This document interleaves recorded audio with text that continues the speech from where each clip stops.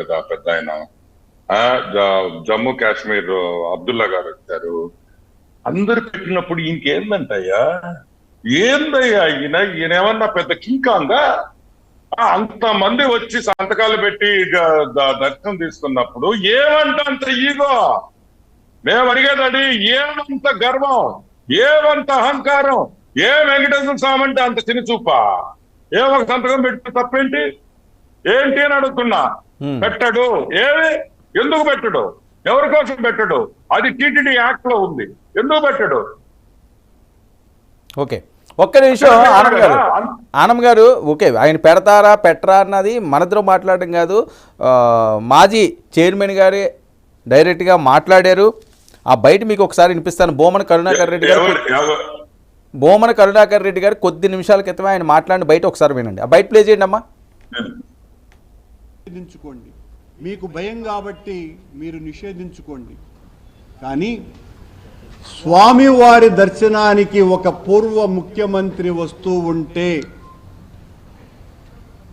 స్వామివారి పట్ల అనన్య భక్తి విశ్వాసాలు కలిగినటువంటి ఒక పూర్వ ముఖ్యమంత్రి స్వామివారి పట్ల భక్తిని చాటుకోవటానికి వస్తూ ఉంటే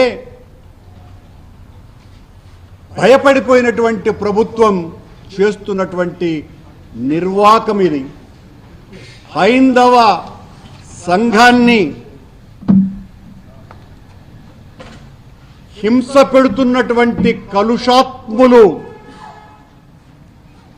కళంకితులు ఈ రోజున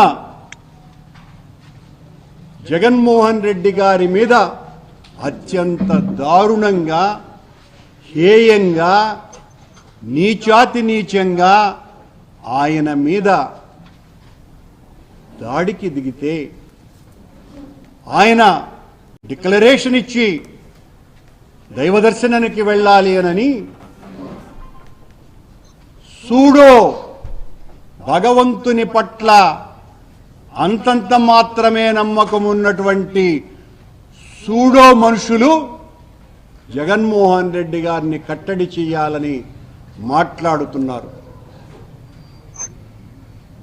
హిందుత్వం ఏం చెప్తుంది? భగవంతుని పట్ల భక్తితో ఎవ్వరు వచ్చినా, ప్రపంచవ్యాప్తంగా ఉన్నటువంటి గుళ్లకు ఎవ్వరు వచ్చినా సాదర స్వాగతం పలుకుతుంది భారతీయ సనాతన ధర్మం.